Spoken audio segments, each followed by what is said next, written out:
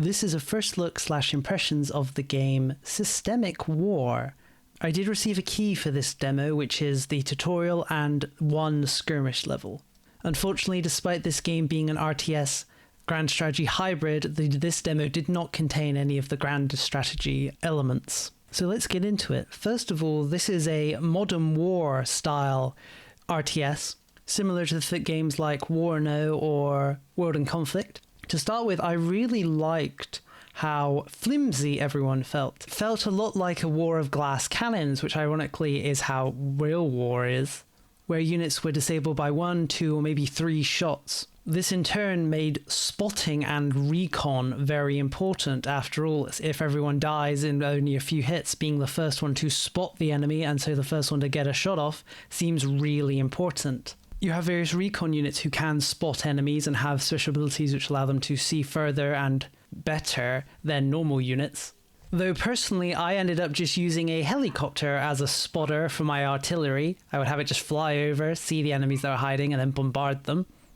Units also have directional armor, which is something we have come to expect in games like this at this point. On top of that, when you move them, you can choose which direction they face. Again, something we've come to expect, but it's always nice to see it. One thing I really liked is that you can simply hover over a unit's weapon and you'll see its range in real time, a feature more games should have. One thing I really liked is the idea that units will retreat when they're at low health or morale. This makes actually finishing enemies off really important, because if they're able to withdraw successfully, they can fully replenish both their health and morale. Units like tanks can also have their parts damaged. For example, one of my tanks at one point had his tracks destroyed and simply couldn't move. They can of course have their main guns and secondary guns disabled in the same way. If these damaged and broken units can find their way back to a deployment zone, they can fully replenish both their damaged equipment, morale, and health. This in turn makes it so that having actual routes for withdrawal is really important. After all, if your units don't die and they successfully make it back to base, they can simply recover and go back out there.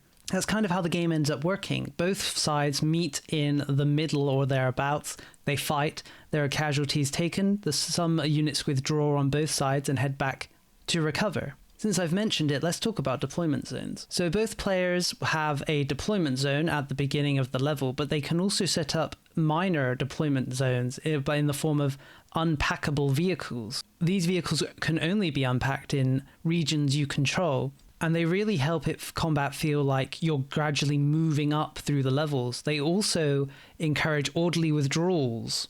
If you're losing a position, and instead of just hanging around and losing your deployment vehicle, you can simply pack it up and pull back to a better position, which makes battles feel rather dynamic and increases the value of these zones that you capture in the level, as it's not just an area on the map you've taken, but somewhere that you can now set up a new base. Since we're talking about bases, let's talk a little bit about the resources in this game. At least the resources in battles. We have 2 of them, supplies and intel. You gain supplies based on the amount of territory you control, and you gain a little bit of intel based on the amount of territory you control, but a very minor increase compared to supplies. The main way to gain intel is to spot enemy units in the field, which again increases the value of recon.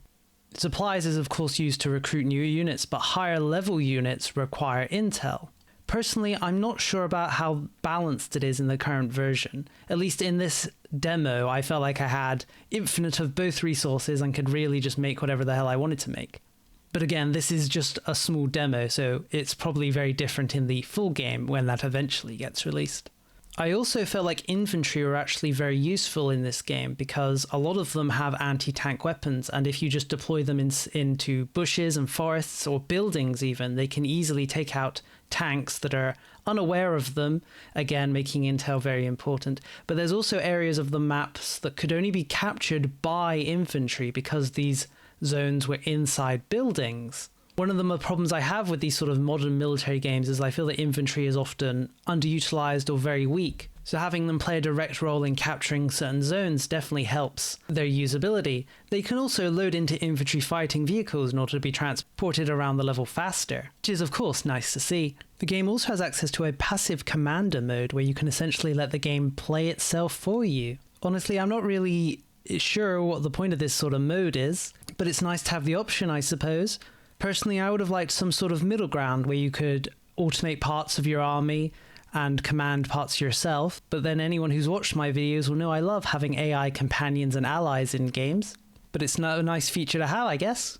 I was a little put off by how much better the passive AI was compared to me, but maybe that's just a skill issue. One thing I'm kind of concerned about is the actual battles. From what I've read online about the game, it seems there'll only be a few actual battles like the one in this video, and most of the game's battles will be automatically auto-resolved, essentially. This is because every battle in the game will be based off a real location that has to be modelled. This results, of course, in not being able to model the whole world for the release of the game. I could be wrong, though. That's just something I've read online. If I am wrong, be sure to correct me. Personally, I'm not a big fan of these sort of modern military games. They're just not my sort of thing.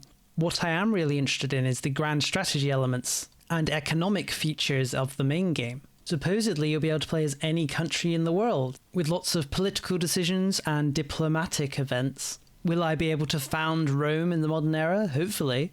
Diplomacy seems to be borrowing a little from Victoria III's style of diplomatic plays, where conflicts play out and can be influenced by other countries nearby through diplomatic actions in order to weaken the opposition before it explodes into a full-on conflict. To put it simply, I'm very interested in how this game will turn out as a grand strategy game, as it essentially seems an attempt to recreate a modern Total War. While it doesn't have a set release date, in October there will be a full demo released for everyone, which will include those strategical elements as part of Steam's Next Fest then. So if you're curious, you'll be able to play then and see the game for yourself. I'm definitely going to be giving it a try on that October 13th.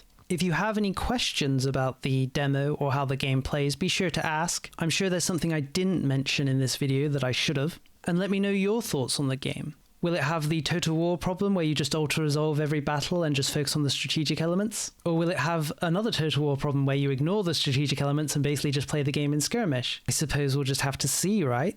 Thank you for watching and see you next time.